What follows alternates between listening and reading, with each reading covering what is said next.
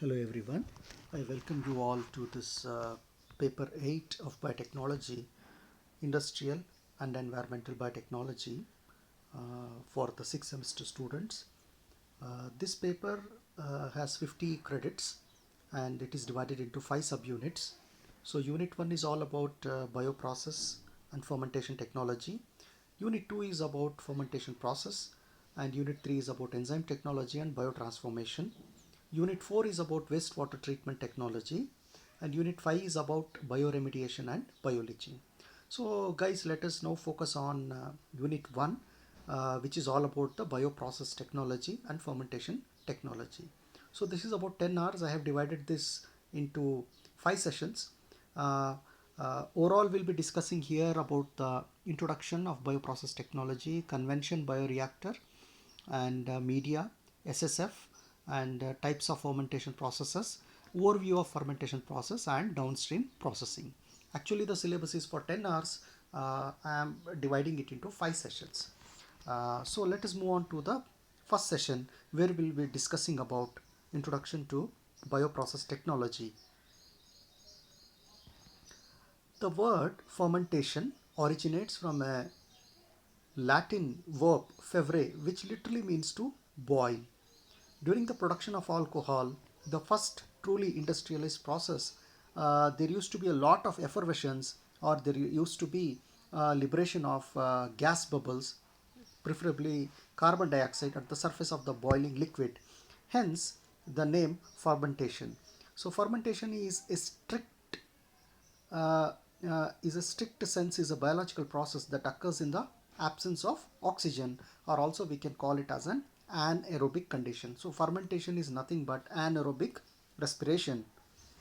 And bioprocess technology is a more recent usage to replace fermentation technology, because bioprocess broadly involves a multitude of enzyme catalyzed reactions carried out by living cells or cell-free systems for industrial purposes.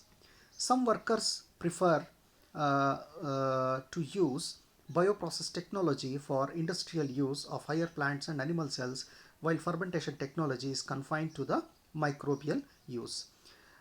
This demarcation is, however, not very rigid. So, guys, here we need to understand that fermentation is all about the anaerobic fermentation, and it is anaerobic respiration, and it is confined only to the microbes, because majority of the microbes, they do anaerobic fermentation. And when we come to higher and this process is in absence of air or oxygen. And when we come to the large scale production of proteins and pharmaceutical products, we use plant cells and we use animal cells. So hence fermentation is no more used. Broadly, it is used as bioprocess technology. So this is an overview process, or the flow of simplified flow of bioprocess technology. It has two important processes: upstream process and a downstream process. So upstream process is all about the formulation and hydration of the media, so of the organism of our interest. So we have to take our organism of our interest, and we have to increase the concentration, and then what we have to do, we have to seed it into an bioreactor, and then these organisms of our interest or cells of our interest will utilize the raw material, and they convert some useful products like organic acids, enzymes, it can be beverages, it can be vitamins or any other thing. And how to remove this from from this process, I'm sorry, is called as downstream process. We call it as an downstream process. So here several techniques are involved, like separation, purification, finishing, and filling. I'm sorry. This is the same thing explained in an much detailed manner. You can go through the steps. Yeah, guys, these are some of the important broad range of bioprocess fermentation technology products are being listed here. Some examples for food are the whatever cheese we get is from the fermentation technology. Vitamins we get like B1, B12, amino acids like glutamic acid, glucose, and food additives like antioxidants, mushrooms, beverages like wine, whiskey, beer, chemicals like organic acids, ethanol, solvents, enzymes, polymers, pharmaceuticals like antibiotics, vaccines, steroids, diagnostic enzymes, monoclonal antibodies, agriculture. When we come to agriculture group, we have single cell proteins like spirulina, composting, microbial pesticides. All these are the products of bioprocess technology, and we have classified into major four groups. Just it is an overview. Yeah, now uh, uh, let us differentiate between bioreactor versus and fermenter. So bioreactor is a closed vessel that facilitates different types of biochemical reaction, and fermentation is a bioreactor that is specialized only to carry out fermentation. It is in absence of air or oxygen. Hence uh, it is strictly an anaerobic process. The type of reaction. Any type of biochemical reaction can be conducted in an bioreactor. And when we come to fermentation, only fermentation can be done. Type of products, any kind of pharmaceutical important products such as drugs, peptides, amino acids can be produced. And in fermentation, only acids and alcohols can be produced, which is in anaerobic fermentation, anaerobic process. Living organisms involved, unicellular microbes, plants and animal cells. Only fermentative microbes in case of fermenter. Oxygen requirement can operate under a bioreactor can be operated both under aerobic and anaerobic condition, whereas in contrast fermenter can operate only in the anaerobic condition, right? So this is a typical bioreactor or a fermenter which can be used for both vice versa. It can be used for an aerobic or anaerobic parameter, anaerobic processes. And these are the outlines. Either we can start from the top or we can start from the bottom to read. So anyway, we will discuss this in uh, yeah, this is a typical bioreactor. It has a motor, it has an air exhaust. So this is a lid, and this is an uh, uh, entire body of the fermenter, which is covered by an air jacket. It is covered by an air jacket. So this jacket is protecting the fermenter so that it can be used for sterilization, or it can be used to increase the temperature or decrease the temperature.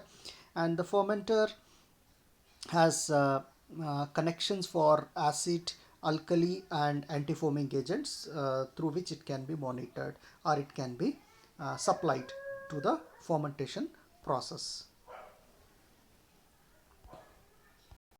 Yeah, I was telling you about yeah. So this is the point of inoculum connection, where we can add our inoculum or our organism or cells, and this is the most important part called as agitator, which will keep on rotating. The most important function of the agitator is to mix up the components so that all the nutrients are supplied to all the cells. So if there is no agitation, only in some places the media may be utilized and the cells are getting the nutrients. In some other places the cells may not get the proper nutrients. So that is the most important function of the agitator. And we have sparger here. Sparger has pores in it, and it will supply oxygen or it will supply the air. And this is a provision to send hot air inside to increase the temperature, to sterilize or anything. And this is the place from where we can recover the end products after the fermentation process is over. And this is a site class where we can view what is happening inside in the fermenter. So these are some of the important points in fermenter. Yeah, now let us move on to the types of the bioreactors. So for convention, depending upon the type of the cells we are going, whether we are growing algal cells, plant cells, animal cells or microbial cells, the requirements are different, and they require various uh, nutrition as well as physical and chemical parameters that has to be monitored for a successful process, for a successful bio process. So there are continuous stir tank bioreactors, bubble column bioreactors, airlift bioreactors, fluidized bed reactors, packed bed reactors, and photobioreactors. Let us look into one after the other. Yeah. So a continuous stir tank bioreactor, continuous stir tank. Just look at the name. The most important aspect of this bioreactor is it is cylindrical in shape with a shaft that supports one or more agitator or impeller. So it keeps on rotating. So the tank, the components within the tank are continuously stirred. They are mixed. uh, the advantage is like the nutrients will be supplied to most of the cells, to all the cells. Yeah, this is an view of another view of continuous. It is abbreviated as CSTR, continuous stir tank bioreactor or reactor. The other modification of a bioreactor is a bubble column bioreactor. You can see a lot of bubbles are forming here in this bioreactor. It has an important component called as parger. So this parger is releasing, uh, this parger is releasing, I'm sorry, yeah, this parger is releasing lot of air bubbles into this so this is whole bioreactor. It is having media component and cells, and air is being released through this liquid component. It has a perforated plate to improve performance. The most important aspect is see here, the cells here, air may be present, so the cells which are present at the bottom, they may not require, they may not be getting sufficient air uh, to multiply. So to overcome this, bubble column reactors have been developed. Yeah, airlift bioreactor. Uh, in this bioreactor, the medium of the vessel is divided into interconnected zones by means of a baffle. Uh, Actually, we have here two important processes. In one direction, the air is going up, and in the another direction, we call it as a uh, riser. And on the other direction, see, this is the air is going up, there is an partition here, and the air is coming down here, we call it as a downcomer. So it helps in the dispersion flow up of the riser zone while the flow occurs in the downcomer. Again, the most important aspect of these modifications of the bioreactors is the mixing of the content is better compared to the bubble columns. So here when the air is lifting in and it is coming down, so the component or the content that is present in the bioreactor is mixed in a better way. Yeah, this is a schematic. So we have another one type of bioreactor called as fluidized bed bioreactor. It is very similar to the bubble column bioreactor, except the top position is expanded to reduce the velocity of the fluid. So here we can see this area is magnified, or it is being broadened compared to the tip. So here it is not that much broad. So this is just modified to reduce the velocity of the fluid. See, as it is going up, when it is coming down, it may come very speedily. So that is why, to reduce the velocity of the fluid, it is designed like that. These bioreactors are suitable to carry out reactions involving biocatalysts such as immobilized enzymes or microbial flocks. Packed bed bioreactor. So in this bed, a bed of solid particles with biocatalyst or with a matrix of solid column constitutes a, see here, this is the area, I'm sorry, so this is the area, it is a matrix like in a chromatographic column. It is a matrix which is containing a catalyst or it is containing a support. The solids may be porous or non-porous. A nutrient broth flows continuously. So it flows from one direction and it comes out in the another direction, uh, while the flow of the fluid can be upward or downward or vice versa.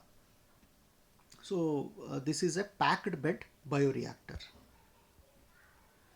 Photobioreactors. So these photobioreactors, the name itself says that these are the various modifications of we have panels, uh, we have panels, we have tubular loops. So why usually these are used to grow algae. These are usually used to grow algae because they require a lot of light for the production of some.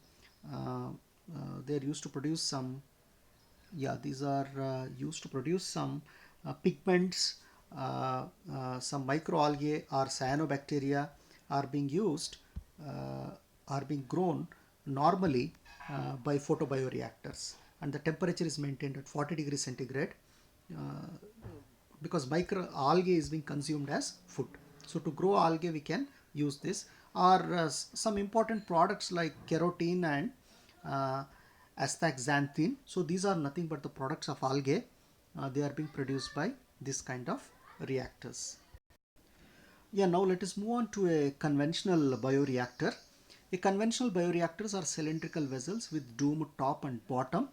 The reactor vessel, the reaction vessel, surrounded by a jacket, is provided with a sparger at the bottom through which air or other gases can be introduced. The bioreactor, and this is a typical bioreactor. Either you can learn that or you can learn this for your examination. Now let us move on to another small topic called as media substrate. The media used for the growth of microorganisms in industrial fermentation must contain all the elements in a suitable form for the synthesis of cellular substances as well as the metabolic products. The media used in fermentation process may be synthetic or crude. Synthetic media, synthetic media with all the requisite constituents in a pure form in the desired proportion represent synthetic media. Use of this type of media run fermentation is not practicable because synthetic media are highly expensive, and the fermentation is all about, or the bioprocess technology is all about,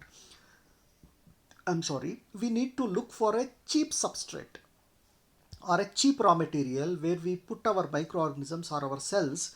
They utilize all this waste and they convert it into useful products, right?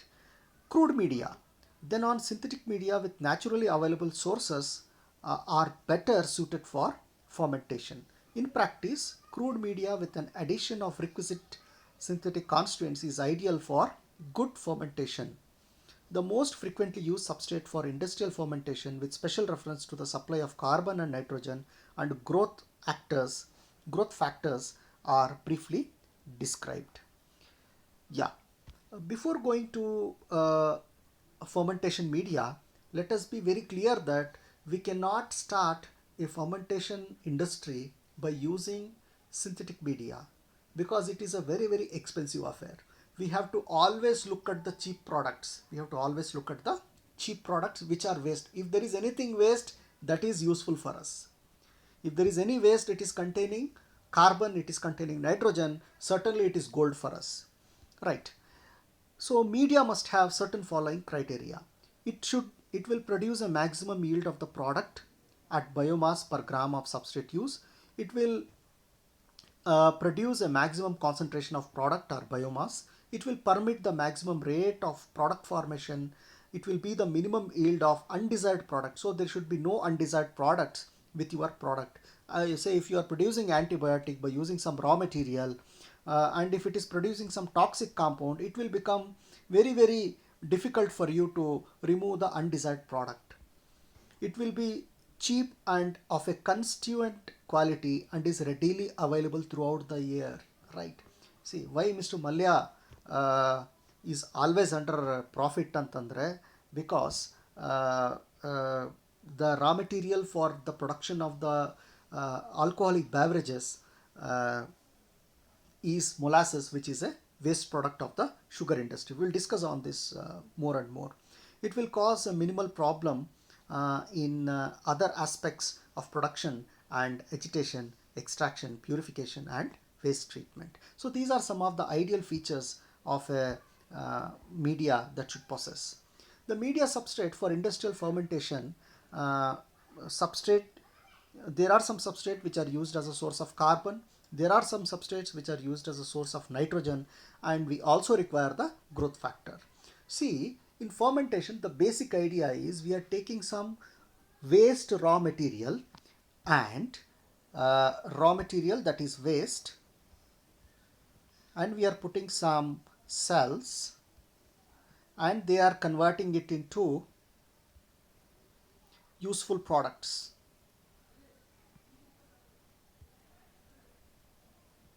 So this is the overall idea of the fermentation industry.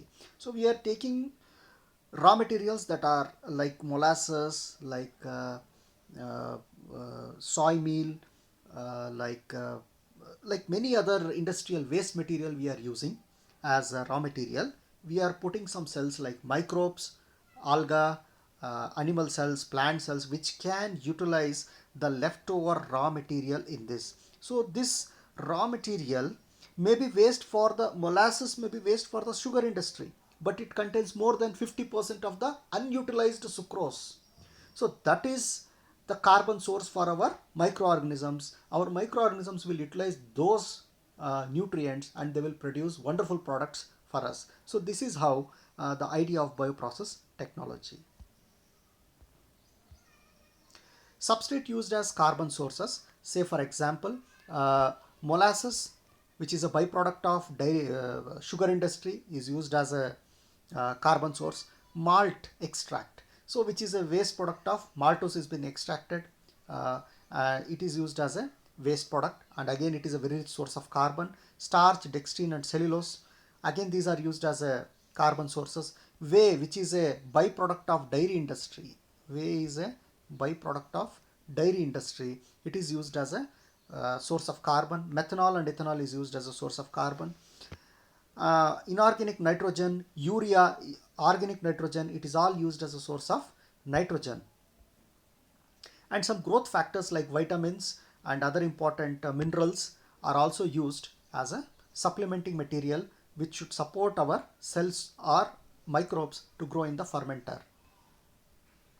Yeah, this is an overall summary of the components that are present in the waste products of many food industries. Like molasses, which is a byproduct. See, molasses, it contains carbon source like sucrose, glucose, fructose, raffinose, and it contains nitrogen source. It is very much less nitrogen is present. Minerals like phosphorus and sulfur is present. Vitamins, most vitamins are adequate. Minor components like waxes, silica, pigments are present. So when all these waste products are being analyzed, see, this molasses is containing around 50% of unutilized sugars, 50% of the unutilized sugars. Our microbes will utilize it as a food and they will produce wonderful products.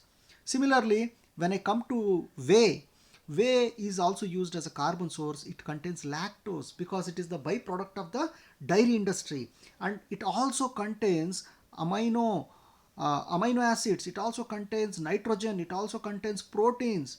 It also contains minerals.